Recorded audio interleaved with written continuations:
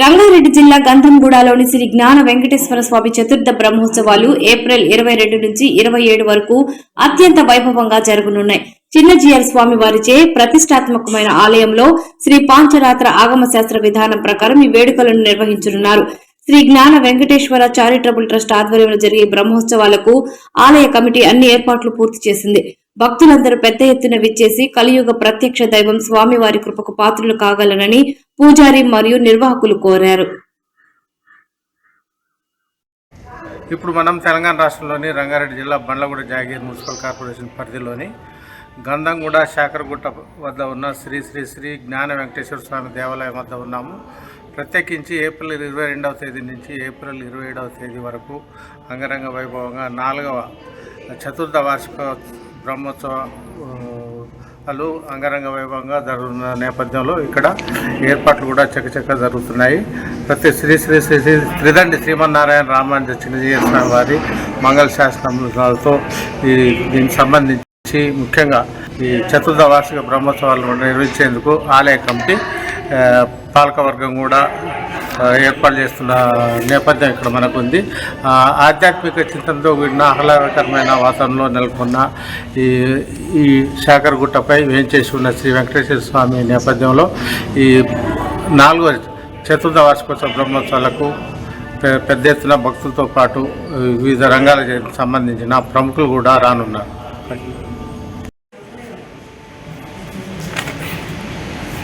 రామచంద్ర గారు చెప్పండి, ఇక్కడ ఈ బ్రహ్మోత్సవాల ఎట్లా జరుగుతుంది? జయ శ్రీమన్నారాయణ అండి. జయ శ్రీమన్నారాయణ. మన గంధంగూడ గ్రామము గండిపేట మండలం రంగారెడ్డి జిల్లా యందు ఉన్నటువంటి శాకరగుట్ట పైన శ్రీ జ్ఞాన వెంకటేశ్వర స్వామి దేవాలయాన్ని 2004లో ప్రతిపాదించి ప్రయత్నిస్తూ 2011లో శంకుస్థాపన చేసి 12 మే 2022న మన ఆలయంలో విగ్రహ ప్రతిష్టాపన నిర్వహించుకొని నేటికి 4 సంవత్సరాలు పూర్తి కావస్తుంది. ఆ 4 సంవత్సరాలను పూర్తి కావస్తున్న సందర్భంగా చతుర్థ వార్షిక బ్రహ్మోత్సవ కార్యక్రమాలు 22/4/2022 నుండి 27/4/2022 వరకు అత్యంత అద్భుతోపేతంగా నిర్వహించబోతున్నారు. ఈ కార్యక్రమం భూతో నా భవిష్యత్ అన్నట్టు ఉంటుంది. ఏమాత్రం తిరుపతికి తీసిపోనట్లు ప్రతిరోజు ఒక్కొక్క వాహన సేవతో చాలా అత్యద్భుతమైనటువంటి బ్రహ్మోత్సవ కార్యక్రమాలను మన ఆలయ ప్రాంగణంలో నిర్వహించబోతున్నాం. కావున ప్రజలందరూ, చుట్టుపక్కల గ్రామ ప్రజలు, కాలనీ వాసులు అందరూ కూడా ఈ ఆలయ ప్రాంగణంలో జరిగేటటువంటి నిర్వహించిన బ్రహ్మోత్సవాలను మనమందరం నిర్వహించుకునే భాగ్యాన్ని మనకు శ్రీనివాసుడు కలిగించాడు. కావున మన అందరం ఈ యొక్క చక్కటి బ్రహ్మోత్సవ కార్యక్రమంలో అందరం పాల్గొని శ్రీవారి కృపకు పాత్రులం అవుదామని చెప్పి భక్తులందరికీ ఆహ్వానం పలుకుతున్నాం. జయ శ్రీమన్నారాయణ. అంటే ఇప్పుడు మన తిరుమల తరహా పూజలు అన్నారు కదా, అక్కడికి ఇక్కడికి మన తేడా గమనించవచ్చు? అక్కడ ఇక్కడ తేడా ఏమి ఉండదండి. సేమ్ ఆగమ పాంచరాత్ర శాస్త్ర ప్రకారంగానే సేమ్ అదే విధంగా ఇక్కడ కూడా అదే విధంగా కొనసాగుతాయి. దానికి దీనికి తేడా ఏమి ఉండదు. ఏదైతే అక్కడ ప్రతిరోజు వాహన సేవలు అవుతాయి కదా, మన దగ్గర బ్రహ్మోత్సవాలలో 5 రోజులు ప్రతిరోజు ఒక్కొక్క వాహనం, హంస వాహనము, హనుమద్ వాహనము, గరుడ వాహనము, శేష వాహనము, ఈ రకంగా 5 వాహనాలు మనకు 5 రోజులు, ఒక్కొక్క రోజు సాయంత్రం ఉన్న 5 వాహన సేవలు ప్రతి ఒక్కరూ నిర్వహించుకోవచ్చు. అందుకు కూడా భక్తులు ప్రతి సంవత్సరం ఏ వాహనానికి ఆ వాహనం రిజర్వ్ చేసుకొని పెట్టుకున్నారు. ప్రతి సంవత్సరం ఒక్కొక్క వాహనాన్ని, ఒక వాహన సేవ ఒకే భక్తులు నిర్వహించుకోవడం విశేషం. కళ్యాణ కార్యక్రమాన్ని అయితే గత 3 సంవత్సరాలు శ్రీకాంత్ రెడ్డి అనే భక్తుడు పర్టికులర్గా ఆయన నేనే చేసుకుంటానా అని అట్లా ప్రతి సంవత్సరం ఒక్కొక్క సేవకు ఒక్కొక్క భక్తులు కరెక్ట్గా నిర్వహించుకోవడానికి వాళ్ళు సిద్ధంగా ఉన్నారు. ఇక మీద నిర్వహించుకోవాల్సుకున్న భక్తులు కూడా వచ్చినట్టయితే ఇంకా విశేష సేవలు చాలా ఉన్నాయి. వారికి కూడా ఆయా సేవలు కేటాయించి శ్రీవారి సేవలో పాల్గొనే అవకాశం మనకు గొప్పగా ఉంది. కావున సదరు అవకాశాన్ని మన అందరం వినియోగించుకొని శ్రీ జ్ఞాన వెంకటేశ్వర పద్మావతి గోదా సమేత శ్రీ జ్ఞాన వెంకటేశ్వర స్వామి వారి యొక్క పరిపూర్ణ కృపా కటాక్షాలకు మనందరం పాత్రులం అవుదామని చెప్పి అందరికీ ఆహ్వానం పలుకుతున్నాం. జయ శ్రీమన్నారాయణ. ఇక్కడ ఈ శాకర గుట్ట మీద ఇక్కడ శ్రీ వెంకటేశ్వర ఆలయం నిర్మించాలి సంకల్పం. ఈ శాకర గుట్ట పైన నాకు 65 సంవత్సరాలండి. మేము చిన్నగా ఉన్నప్పటి నుండి ఇక్కడ చిన్న చిన్న దేవాలయాలు ఉండేటివి. మేము అప్పటి నుండే ఈ ఆలయాలు జీర్ణోద్ధరణకు నోచుకున్నటువంటి పరిస్థితులలో ఉండేటి.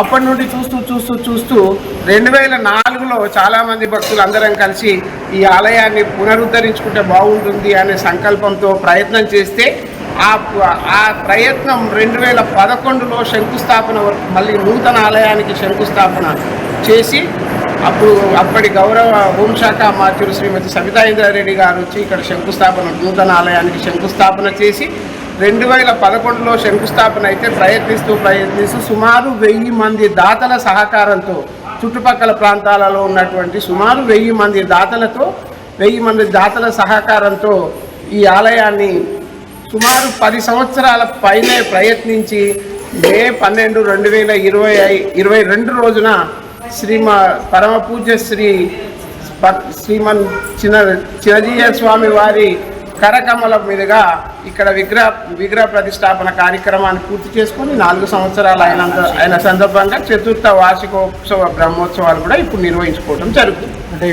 4వ వార్షిక బ్రహ్మోత్సవ సందర్భంగా మీరు భక్తులకు ఏం అప్పీల్ చేయాలి?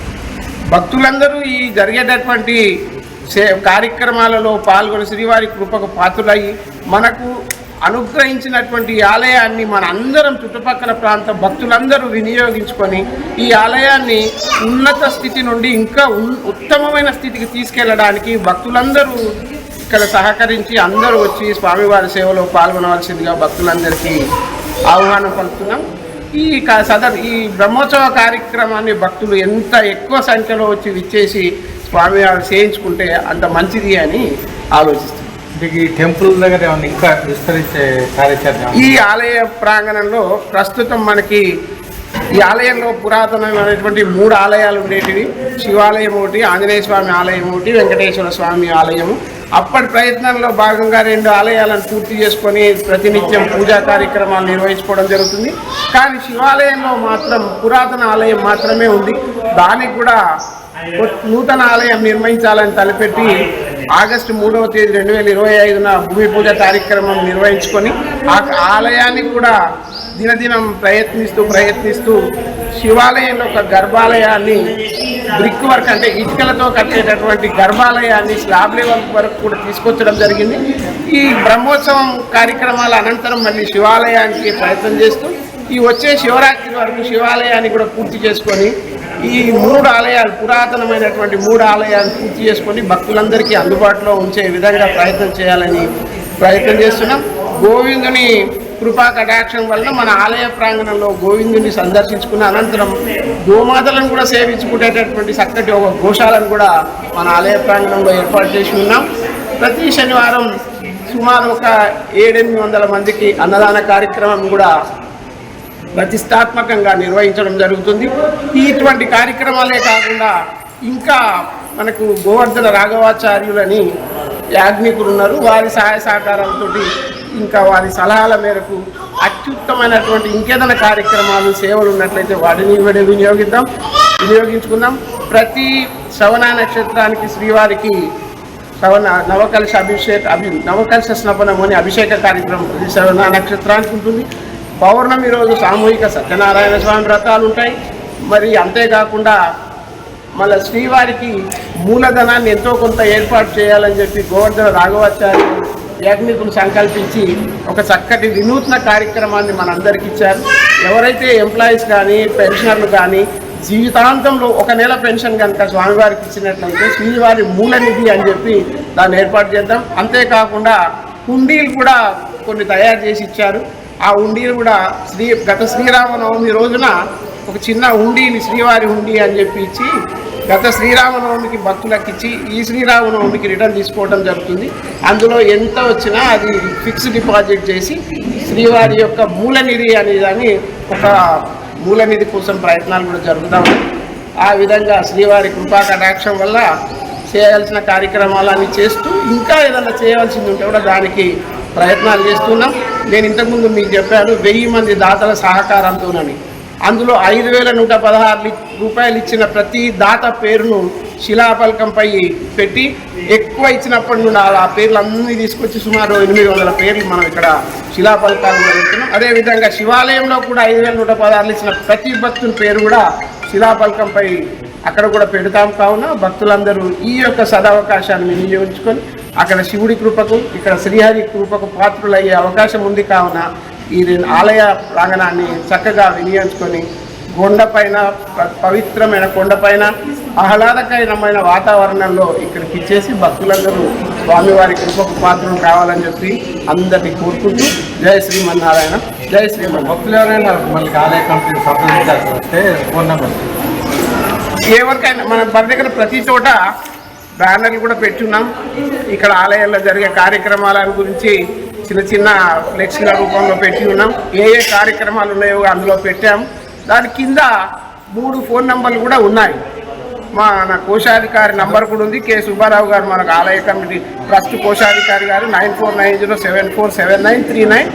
అదేవిధంగా మన ఆలయ కార్యదర్శి గారు గూడెపు రాఘవులు, వారి ఫోన్ నంబర్ 9849633534 వారి నంబరు. నేను గత 4 సంవత్సరాల నుండి ఈ ఆలయంలో ఆలయ ట్రస్ట్ కమిటీ చైర్మన్గా కొనసాగుతున్నాను. నా యొక్క ఫోన్ నంబర్ కూడా 9948256441. ఈ 3 ఫోన్లలో ఎవరికి ఫోన్ చేసినా మనందరికీ కావలసిన పూర్తి సమాచారాన్ని అందించే అవకాశం ఉంటుంది. ఎవరికి ఏ నంబర్ వీలైతే ఆ నంబర్ కాల్ చేసి కావాల్సిన వివరాలు తెలుసుకునే అవకాశం ఉంటుంది. కావున భక్తులందరికీ ఈ విషయాన్ని తెలియజేస్తూ జై శ్రీమన్నారాయణ. చివరిగా ఈ బ్రహ్మోత్సవాలకి తిరుమల పండితులు వస్తున్నారు.